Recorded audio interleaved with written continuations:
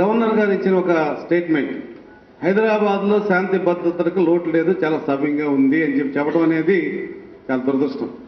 హైదరాబాద్లో శాంతి భద్రతలు బాగున్నాయనే విషయాన్ని మేము కూడా అంగీకరిస్తున్నాం. శాంతి భద్రతలు అంటే మర్డర్లు, మానభంగాలు, దోపిడీలు జరగట్లేదన్న విషయం ఒక్కటే అవుతే మటుకి ఖచ్చితంగా దాన్ని అంగీకరించాల్సిందే.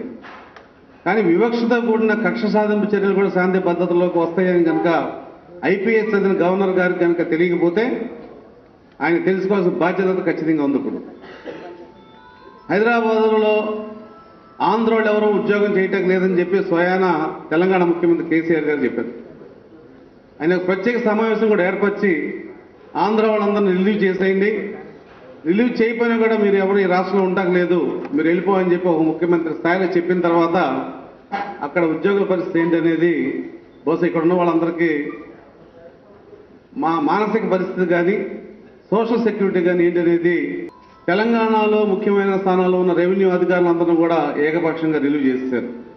అలాగే metro water works, excise department, transport department మొత్తం రాష్ట్ర స్థాయి, జోనల్ స్థాయి అధికారులందరినీ రిలీవ్ చేసేసి మీ హెచ్ఓడిలో రిపోర్ట్ చేసుకోండి అని చెప్పిన తర్వాత దాదాపు 9 నెలలు ఎవరికి జీతాలు ఇవ్వకుండా ఖాళీ కూర్చోబెట్టి మన ప్రభుత్వం మరి మాట్లాడిన తర్వాత మాత్రమే వాళ్ళకి అందరికి కూడా నాన్ ఫోకల్ పోస్ట్ ఇచ్చారు. అక్కడ ప్రారంభమైంది వివక్ష అంతా కూడా. అది ఒక్కటే కాకుండా రాష్ట్రంలో ఉన్న కొన్ని వ్యవస్థల్ని 9, 10 షెడ్యూల్గా కేంద్ర ప్రభుత్వం రియార్గనైజేషన్ చట్టంలో విభజించి వీటి పంపిణీ కోసం అటు శిలాబేడి కమిటీ ఒకటి, 10th షెడ్యూల్ కోసం ఇంకా వ్యవస్థ ఏర్పరచలేదు, మీరు ఇరు ప్రభుత్వాలు కూర్చుంది దాన్ని జాగ్రత్తగా సమన్వయం చేసుకోవడం చెప్పి కేంద్ర ప్రభుత్వం చెప్పిన తర్వాత ఈ 9, 10 షెడ్యూల్లో లేని వ్యవస్థ అన్నీ కూడా మావే, మీరెవరు ఉంటారు లేదని చెప్పి తెలంగాణ ప్రభుత్వం ఏకపక్షంగా దుర్మార్గంగా అక్కడ ఉన్న అధికారులు కూడా ఆ ఆఫీస్ ప్రిమిసెస్లో కూడా రాకుండా చేసింది.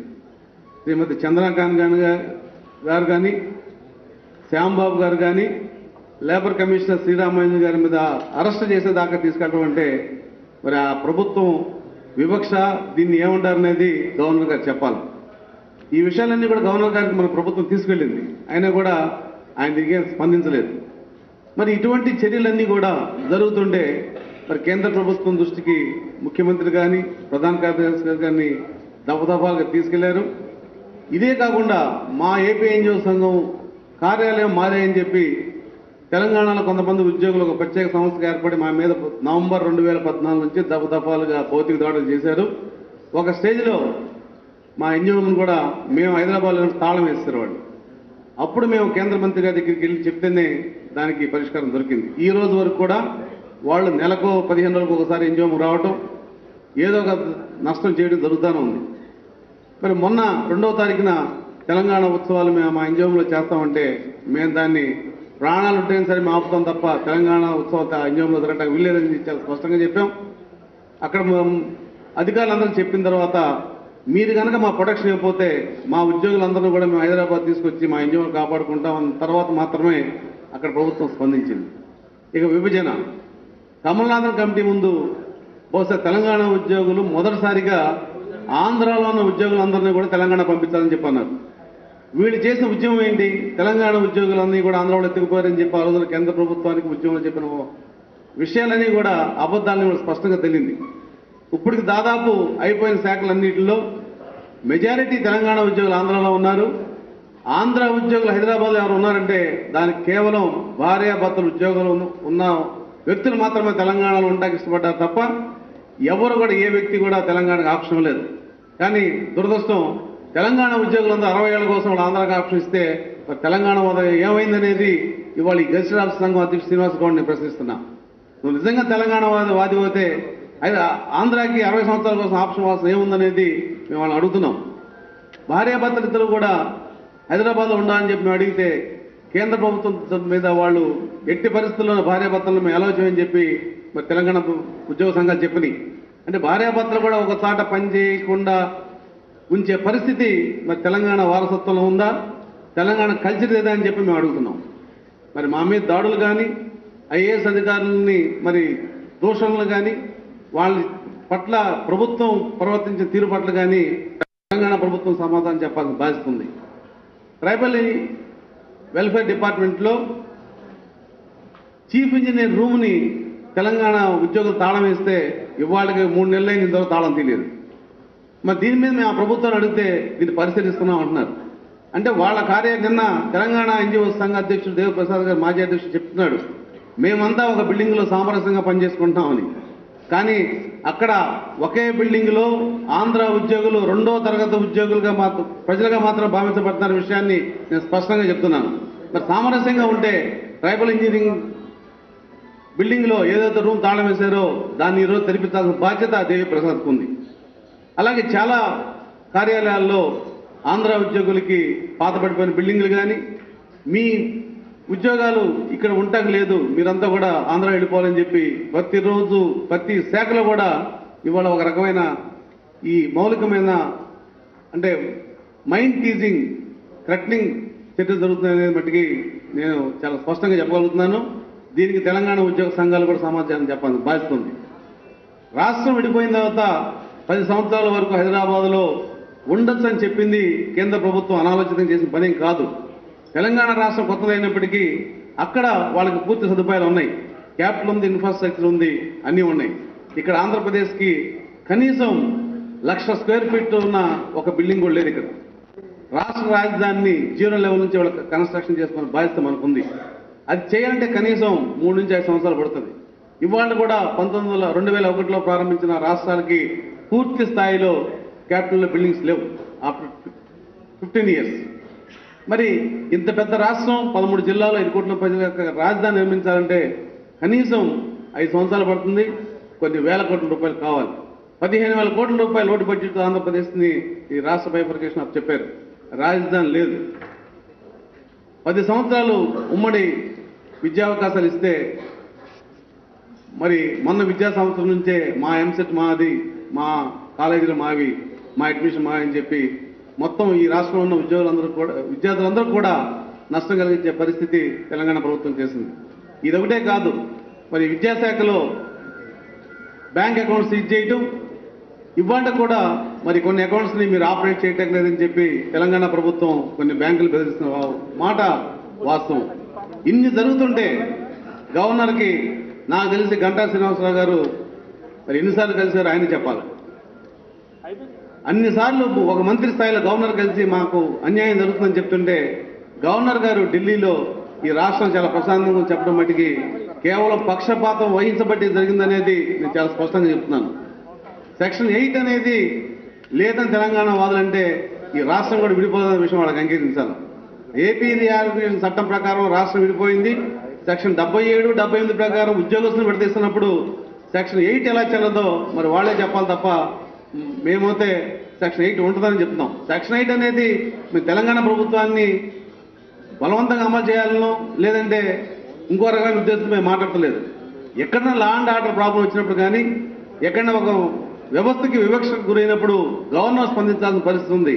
ఆ స్పందన లేకపోతే వాళ్ళ సెక్షన్ 8 ఏం అమలు చేయాల్సిన బాధ్యత ఉందని చెప్తాం తప్ప వేరే రకంగా సెక్షన్ 8ని మిస్యూజ్ చేయాలనో లేకపోతే దాన్ని ఒక బూచిగా చూపించి హైదరాబాద్లో మేము మీద అధికారం చెలాయించాలని ఉద్దేశం అయితే మాకు కానీ ప్రభుత్వం లేదనే విషయాన్ని తెలంగాణ ప్రభుత్వం ఖచ్చితంగా గమనించాల్సిన బాధ్యత ఉంది. మరి ఢిల్లీ ప్రభుత్వం కూడా దీని మీద పూర్తిగా స్పందించే పరిస్థితి లేదు. కేంద్రంలో ఎలా ఉంటుందంటే ఎవడ గోల్ చేస్తే వాడింకా చూస్తారు. మేము సమైక్య రాష్ట్ర ఉద్యమంలో అరుణ్ దిగ్విజయ్ సింగ్ గారిని కలిస్తే మీరు ఎక్కడ యాజిటేషన్ చేయలేదు కదా అని చెప్పి అన్నాడు ఆయన. అంటే యాజిటేషన్ చేస్తేనే కేంద్ర ప్రభుత్వానికి గుర్తొస్తుంది అనుకుంటే ఇవాళ యాజిటేషన్ చేయడానికి మనం కూడా సిద్ధంగా ఉండాలనే ఉద్దేశంతోనే మేము మీ ముందుకు వచ్చాం. యాజిటేషన్ అనేది ఒక ప్రభుత్వం మీద ఒక వ్యవస్థ మీద చేయట్లేదు. హైదరాబాద్లో ఉన్న ఆంధ్ర ఉద్యోగులకి ప్రత్యేకించి రక్షణ కావాలి. హైదరాబాద్లో మనకు రావాల్సిన న్యాయమైన వాటా మనకు రావాలి. ఇది మనం కోరుకుంటున్న డిమాండ్. వాళ్ళు చాలామంది చెప్తున్నారు హైదరాబాద్ వదిలేసి వచ్చేయమని. హైదరాబాద్ వదిలేసి రావడానికి మాకేం అభ్యంతరం లేదు. హైదరాబాద్ మా మమకారం కూడా లేదు. హైదరాబాద్లో క్యాపిటల్ 10 సంవత్సరాలు కాబట్టి 10 సంవత్సరాలు ఉండాలనే ఉద్దేశం ఉద్యోగస్తులకు కూడా లేదు. కొత్త రాజధాని నిర్మించకపోయినా మేము రావడానికి సిద్ధంగా ఉన్నాం. ప్రభుత్వం కూడా దానికి కావాల్సిన వసతులు బిల్డింగ్స్ ఏర్పరిస్తే దశల వారీగా రావడం కూడా మేము సిద్ధంగా ఉన్నాం. కానీ ఇవాళ ప్రభుత్వ రంగ సంస్థలు కానీ 9th, 10th షెడ్యూల్లో ఆస్తులన్నీ కూడా మనం తెచ్చుకోకపోతే దాదాపు 20 నుంచి 25,000 కోట్ల రూపాయల నష్టం మనం జరుగుతుంది. ఆ ఉమ్మడి ఆస్తిలో వాటాలు మనకు రావాల్సిన వాటాలు మనం వదిలేసి వస్తే రాష్ట్రం ఇంకా ఆర్థికంగా నష్టపోయే అవకాశం ఉంది. కాబట్టి వాటిని పోరాటం తెచ్చుకోవాలనే ఉద్దేశం మాకుంది. ఈ రోజున రాష్ట్రం విడిపోతే ఉద్యోగులు విభజించే పద్ధతి కనుక చూస్తే ఇది కొన్ని ఉద్యోగుల కుటుంబాలు కూడా నష్టపోయే పరిస్థితి ఉంది. భార్యాభర్తలు ఇద్దరు ఒక చాట ఉండాలని చెప్పి ఐఏఎస్ అధికారులకు ఇచ్చిన కేంద్ర ప్రభుత్వం అది రాష్ట్ర ప్రభుత్వానికి వచ్చేప్పటికీ మరి కేంద్ర ప్రభుత్వ రంగ సంస్థలో పనిచేస్తున్న భార్యాభర్తలకు ఆ వెసులుబాటు కల్పించలేదు. కొన్ని వ్యవస్థలు ఇవాళ హైదరాబాద్లో ఉన్నాయి, ఎక్కడా లేవు. మరి అందులో పనిచేసిన ఉద్యోగస్తులకు రాష్ట్ర ప్రభుత్వం ఉంటే ప్రత్యేకించి టీచర్స్ కానీ పోలీసులు కానీ వాళ్ళు ఈ రాష్ట్రానికి వచ్చే పరిస్థితి లేదు.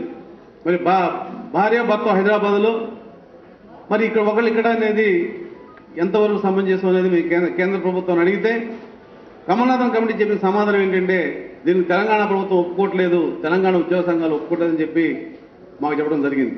అంటే భార్యాభర్తలు కూడా ఒక చాట పనిచేయడానికి ఇవాళ తెలంగాణ ఉద్యోగ సంఘాలు ఒప్పుకునే పరిస్థితి లేదంటే మరి వాళ్ళ ఆలోచన ఎలా ఉందనేది మనం ప్రత్యక్షంగా చూస్తున్నాం. మరి ఇన్ని విషయాలు ఇన్ని ఇబ్బందులు హైదరాబాద్లో జరుగుతుంటే మరి గవర్నర్ గారు హైదరాబాద్ చాలా ప్రశాంతంగా ఉందని చెప్పి ఆయన చెప్పడం మనకు చాలా దురదృష్టం. అవసరమైతే కేంద్రానికి ఈ విషయాన్ని తెలియజేయాలంటే ఆ రోజున మనం ప్రారంభించిన ఉద్యమం అనేది ఇంకో ఉద్యమం అవసరం అనేది భావిస్తున్నాం. ఇవాళ కేసీఆర్ గారు నిరాహార దీక్ష చేస్తామని నిన్న చెప్పారు ఆయన, కానీ మేము విజయవాడ అని చెప్పాం. అవసరమైతే జంతర్ మంతర్ దగ్గర ప్రజాప్రతినిధులను తీసుకువెళ్ళి అక్కడ ఉద్యోగ సంఘాలతో అందరితో కలిపి ధర్నా చేస్తామని చెప్పి దీన్ని రాజకీయ కోణంలో కూడా చాలా మంది మాట్లాడుతున్నారు. మేము రాజకీయాలకు అతీతంగా ఉన్న సంగతి సమైక్య రాష్ట్ర ఉద్యమంలోనే మేము నిరూపించాం. మాకు ప్రభుత్వం అంటే ఇక్కడున్న 175 మంది ఎమ్మెల్యేలే, వాళ్ళు ఏ పార్టీ అయినా మాకు అనవసరం. రాజకీయ వివక్షతో కనుక రాజకీయ పార్టీలు మాట్లాడితే వాళ్ళని వదిలేయడానికి కూడా మేము సిద్ధంగా ఉన్నాం. ఈ పోరాటం గతంలో లాగా మేము ఒంటరి పోరాటం చేయడానికి కూడా సిద్ధంగా ఉన్నాం. అందుకు కలిసి వచ్చే వాళ్ళని ముందుకు తీసుకెళ్తాం తప్ప రాజకీయ అంశాల మట్టికి ఖచ్చితంగా మేము పరిగణలో తీసుకునే విషయాన్ని రాజకీయ పార్టీలు ఎందుకు కూడా చెప్తున్నాం. అది అధికార పార్టీ అయినా లేదంటే ప్రతిపక్షమైనా సరే. ఎందుకంటే ఇవాళ రాజకీయ వ్యవస్థ ఉంది, రాజకీయ వ్యవస్థ దీనికి సమాధానం చెప్పుకోవాలని బాధ్యత ఉందని మేము ఎంతకాలం మౌనంగా పడినాం. మా కష్టాలు మేము పడుతున్నాం. ఉద్యోగాలు చేస్తూ కూడా ఇవాళ మేము ఎన్నో సమస్యలు ఎదుర్కొంటున్నాం. కానీ రాజకీయ వ్యవస్థ అనేది స్పందించకపోతే మళ్ళీ ఒక ఉద్యమాన్ని తయారు చేయడం అయితే ఖచ్చితంగా ఉద్యోగ సంఘాలకు మేము సిద్ధంగా ఉన్నాం. అది మరి తెలంగాణ ఉద్యోగ సంఘాలు కానీ తెలంగాణ ప్రభుత్వం కానీ గమనించాల్సింది ఏంటంటే మేము కోరుకుంటుంది చట్ట ప్రకారం ఉందే తప్ప చట్టానికి విరుద్ధంగా లేదనే విషయాన్ని మరొకసారి తెలంగాణ ఉద్యోగ సంఘ నాయకులకు తెలియజేస్తున్నాం. ఒకే బిల్డింగ్లో ఉన్నాం, సామరస్యంగా ఉన్నాం అనేది నిన్న దేవిప్రసాద్ గారు చెప్పడం మంచిదే. మేమందరం ఒకే బిల్డింగ్లో పనిచేస్తున్నాం. మరి ట్రైబల్ వెల్ఫేర్లో చీఫ్ ఇంజనీర్ రూమ్ తాళం వేయిస్తే ఎందుకు తీయించలేపారని చెప్పి నేను సభాముఖంగా స్పష్టంగా అడుగుతున్నాను. సామరస్యం లేదంటే సోదరభావం ఉంటే మరి ఇటువంటి చర్యలన్నిటి జరిగినప్పుడు మీరు ఎందుకు మాట్లాడలేదని అడుగుతున్నాను. ప్రాంతాలుగా విడిపోదాం, సోదరులా కలిసి ఉందాం అన్నారు. ప్రాంతాలకు విడిపోయాం, కానీ సోదరభావం అనేది ఎక్కడా అని చెప్పి నేను అడుగుతున్నాను. కాబట్టి ఈ విషయాల మీద కేంద్ర ప్రభుత్వం చొరవ తీసుకోవాలి. ఈ సెక్షన్ 8 అమలులో ఏ ప్రాంతం ప్రజలు కూడా వివక్ష గురి కాకూడదు. కక్షపూరితమైన చర్యలు ఏదైనా తీసుకుంటే వాటిని అరికట్టాల్సిన బాధ్యత కేంద్ర ప్రభుత్వం ఉంది. కాబట్టి కేంద్ర ప్రభుత్వం మీద ఒత్తిడి తెచ్చే మాత్రమే మేము మా ఉద్యమాన్ని నిర్మిస్తాం. మా ఉద్యమం యొక్క ఉద్దేశం అదే తప్ప ఈ ప్రాంతంలో ప్రజలు కానీ అక్కడ ప్రాంతంలో ప్రజలు కానీ ఇబ్బంది పెట్టే చర్యలు ఏముండవని చెప్పి నేను సభాముఖంగా మీ అందరూ తెలియజేస్తున్నాను. ఆ ఉద్యమం అనేది చాలా శాంతంగా ఉంటుంది, చాలా క్రమశిక్షణతో ఉంటుంది. 80 రోజులు ఎక్కడా కూడా ఒక చిన్న సంఘటన జరగకుండా శ్రీకాకుళం చిత్తూరు దాకా ఉద్యమం చేసిన చరిత్ర ఈ ప్రజలకు ఉంది. కాబట్టి భవిష్యత్తు ఉద్యోగాలు కూడా మన మీద బంద్లో అగ్నిగుండాలు చేయాలని చెప్పి ఉద్యమం చేయట్లేదు. ఇవాళ ఆయన చెప్తాడు హైదరాబాద్ అగ్నిగుండం అవుతుంది. హైదరాబాద్ తెలంగాణలో భాగం, హైదరాబాద్లో ఏ నష్టం జరిగినా తెలంగాణ నష్టం తప్ప ఆంధ్ర నష్టం అనే విషయాన్ని మరి మాట్లాడే ముందు సంఘ నాయకులు గుర్తుంచుకోవాలి. అగ్నిగుండాల ద్వారా సమస్యల పరిష్కారం కావు. ఇది రాజకీయ పరిష్కారం కావాలి. ఇది ఢిల్లీలో సెటిల్ చేసుకోవాలి. మేము ఈ అంశాన్ని ఢిల్లీలోనే సెటిల్ చేస్తాం. అవసరమైతే ఈ ధర్నాలు ఈ ఉద్యమాలు కూడా ఢిల్లీలో జరుగుతాయి. అందుకు మీరందరూ సిద్ధం కావాలి. రాజకీయ వ్యవస్థ కూడా మా సహాయ సహకారాలు అందిస్తామని చెప్పి కోరుకుంటూ, ముఖ్యంగా విద్యార్థుల విషయంలో మనం ఎంత నష్టపోతున్నాం అనేది మరి విద్యా రంగానికి చెప్పిన నిపుణులు చాలా మంది ఉన్నారు. దీన్ని మనం సరి చేసుకోవాలంటే ఇక్కడ ఉన్నత స్థాయి విద్యను అందించే దిశగా యూనివర్సిటీలు కానీ ఆ వ్యవస్థకు సంబంధించిన అందరూ కూడా మరొక్కసారి ఆ విషయం మీద కేంద్రీకరించాలి. మనం విద్యా వైద్యంలో ఇవాళ రాష్ట్రం చాలా వెనకబడింది. ఈ రెండు వ్యవస్థలు కూడా ఈ రాష్ట్రంలో పూర్తి స్థాయికి రావాలంటే ఆ రెండు వ్యవస్థలో ఉన్న నిపుణులు కానీ ఆ వ్యవస్థ సంబంధించిన వాళ్ళు కూడా ఈ రాష్ట్ర శ్రేయస్సు దృష్ట్యా కష్టపడి పనిచేయాల్సిన అవసరం ఉంది. అలాగే మిగతా శాఖల్లో కూడా ఈ రోజున రాష్ట్రం అభివృద్ధి చెందాలంటే ప్రత్యేకించి ఉద్యోగస్తులందరూ కూడా మనం మరి ఒక కమిటెడ్ గా పనిచేస్తే తప్ప ఈ రోజున ఈ రాష్ట్రం అభివృద్ధి కాదు. ఈ రాష్ట్రానికి అభివృద్ధి, హైదరాబాద్ లో వివక్ష, ఈ రెండు అంశాలని మనం దృష్టిలో పెట్టుకుని భవిష్యత్ కార్యక్రమం ఉంటుంది. దానికి అందరూ సహకరించాలని కోరుకుంటూ మీ దగ్గర సలహా తీసుకుంటున్నాం. ఈ దేశంలో వేగవంతంగా పెరుగుతున్న పట్టణీకరణ దానిని ఒక అవకాశంగా మరల్చుకొని ఆర్థిక అభివృద్ధికి, తద్వారా దేశ సమగ్ర అభివృద్ధికి బాటలు వేయాలని ప్రభుత్వం సంకల్పించింది.